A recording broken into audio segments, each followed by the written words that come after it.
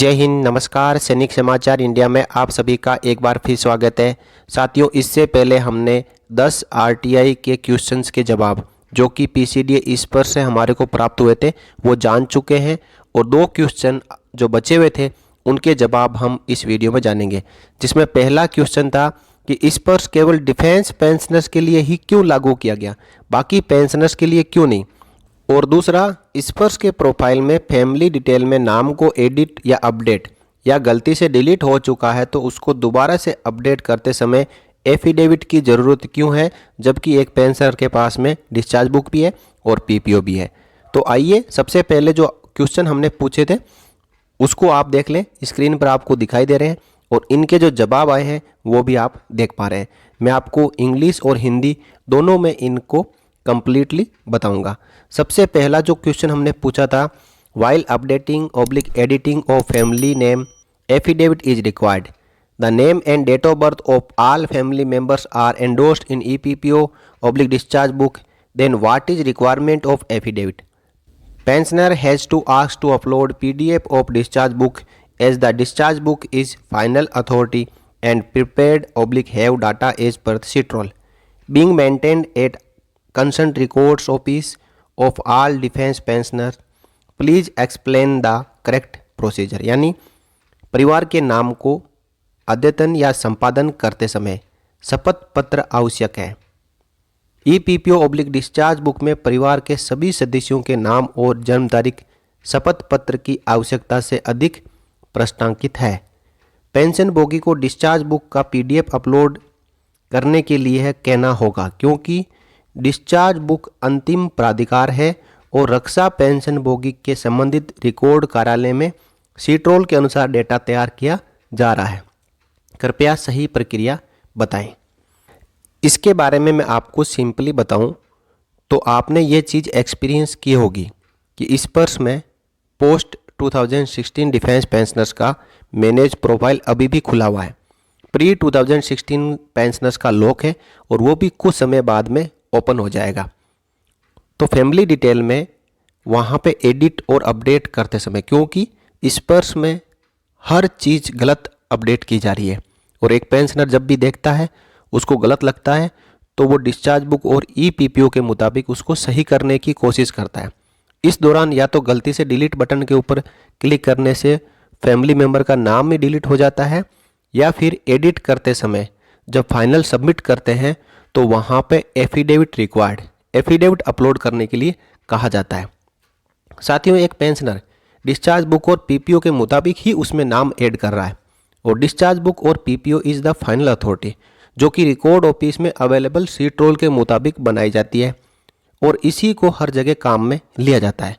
तो अब discharge book और पीपीओ की कॉपी की जगह जो एफिडेविट मांगा जा रहा है वो हर किसी पेंशनर के समझ के बाहर की बात है कि उस एफिडेविट में लिखना क्या है, उसका फॉर्मेट क्या है और एफिडेविट ही क्यों मांगा जा रहा है। डिस्चार्ज बुक और पीपीओ की कॉपी को अपलोड करने के लिए क्यों नहीं कहा जा रहा है।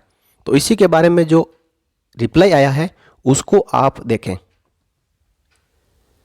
पीसीडीए ने रिप्लाई में कहा, affidavit is only required when there is variation in the details of family member with respect to the details mentioned in discharge book और PPO.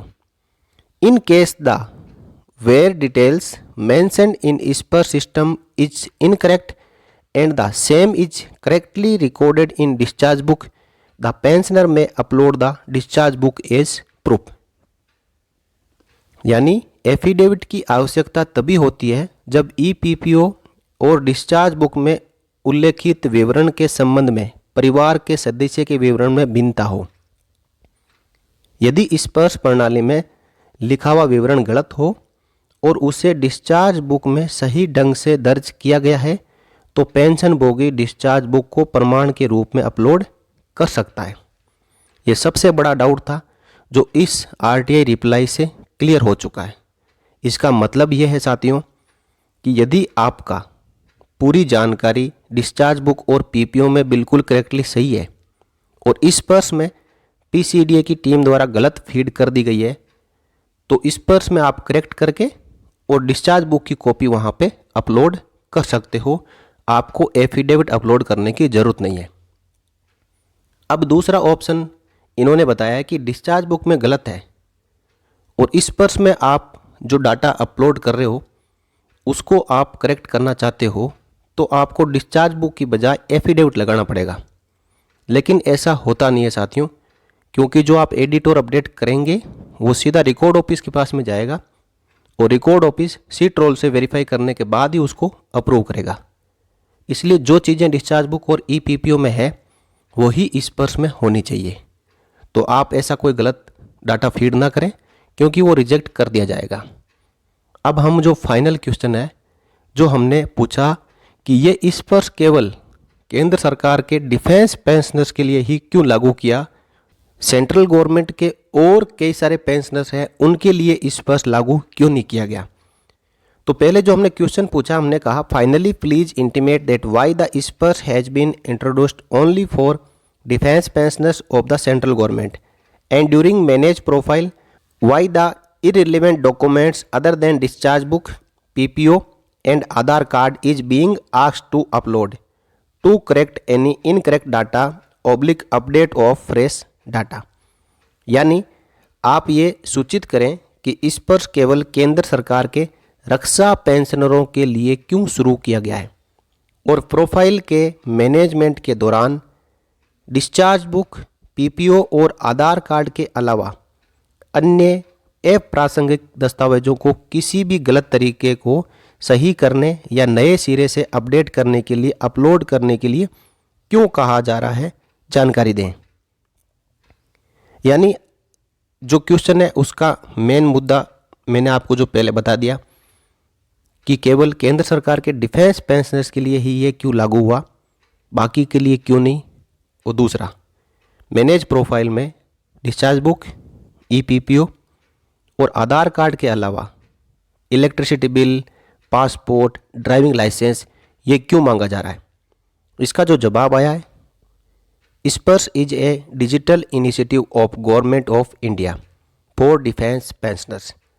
The documents asked by SPARSH system in case of updation oblique correction in service oblique personal oblique family details are not irrelevant. All documents are government approved IDs. SPARSH Raksha pension भोगियों के लिए भारत सरकार की एक digital पहल है। सेवा, व्यक्तिगत, पारिवारिक विवरण में अपडेशन ऑब्लिक सुधार की स्थिति में स्पर्श सिस्टम द्वारा मांगे गए दस्तावेज अप्रासंगिक नहीं है। सभी दस्तावेज सरकार द्वारा अनुमोदित आईडी है। अब इस जवाब में पहली बात तो ये कही गई है कि ये भारत सरकार का एक डिजिटल पहल है, इसलिए डिफेंस पेंशनर्स के लिए लागू कर दिया, उनके ऊपर थोप दिया। तो ये पहल बाकी पेंशनर्स के लिए क्यों नहीं की जा रही है, उनके लिए इस प्रकार की समस्या क्यों नहीं क्रिएट की जा रही है, ताकि यूनिटी इज स्ट्रेंथ। जब सभी पेंशनर्स को ये समस्याएं आएगी तो वो एकजुट होकर आवाज़ अपनी बुलंद करेंगे और वो आवाज़ केंद्र सरकार तक पहुंचेगी, तो हो सकता है कि उसका कुछ समाधान निकल सके। क्योंकि फौजी और पूर्व सैनिक एक अनुशासित व्यक्ति होता है, सरकार के खिलाफ आवाज़ उठाने से पहले 10 बार सोचता है। वो कभी भी हो हल्ला में विश्वास नहीं रखता, अपनी बात शांत तरीके से ज़रूर रखता है, लेकिन आजकल शांत तरीके से यदि कोई बात रखी जाती है तो उसके ऊपर सरकारों द्वारा ज़्यादा ध्यान नहीं दिया जाता है।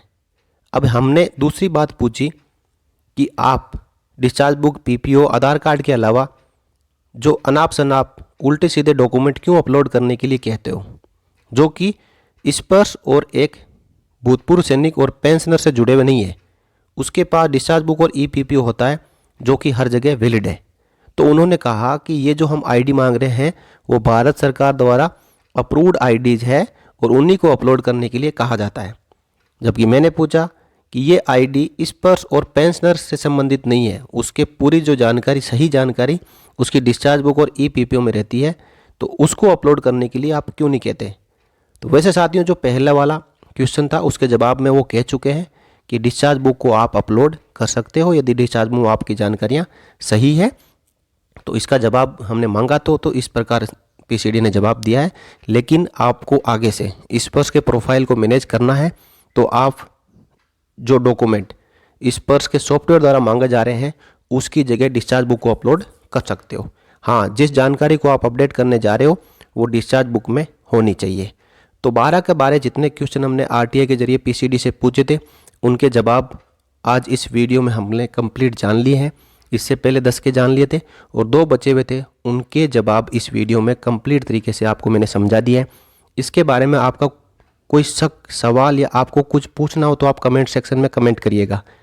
और दूसरी बात, जो आंसर आए हैं, जो रिप्लाई आई है आरटीआई के जरिए, उसकी पीडीएफ और जो मैंने इंग्लिश को हिंदी में ट्रांसलेट करके यहाँ पे बनाया है, इसकी पीडीएफ मैं सैनिक समाचार इंडिया के टेलीग्राम और व्हाट्सएप ग्रुप में डालूंगा। आप वहाँ पे ज्वाइन करके इन दोनों को डाउनलोड कर सकते हो और आप एक बार थोरोली पूरे क्वेश्चंस और उनके जवाब पढ़ सकते हो। हर एक क्वेश्चन और जवाब आपसे जुड़ा हुआ है, आपके फ़ायदे के लिए। और सैनिक समाचार इंडिया ने आपके लिए ये इनिशिएटिव उठाया था। वीडियो को लाइक करें, ज़्यादा से ज़्यादा शेयर करें। और चैनल पर आज आप पहली बार विजिट कर रहे हैं या फिर आपने अभी तक सब्सक्राइब नहीं किया है तो आज ही सब्सक्राइब करके पास में अवेलेबल बेल आइकन के ऊपर प्रेस करते हुए ऑल पे क्लिक कर ले, ताकि जो भी वीडियो इस चैनल पे पब्लिश हो उसका नोटिफिकेशन आपको सबसे पहले मिले। इस वीडियो में इतना ही, मिलेंगे अगले वीडियो में आपसे जुड़ी हुई एक और जानकारी को लेकर। तब तक के लिए जय हिंद, जय भारत, वंदे मातरम।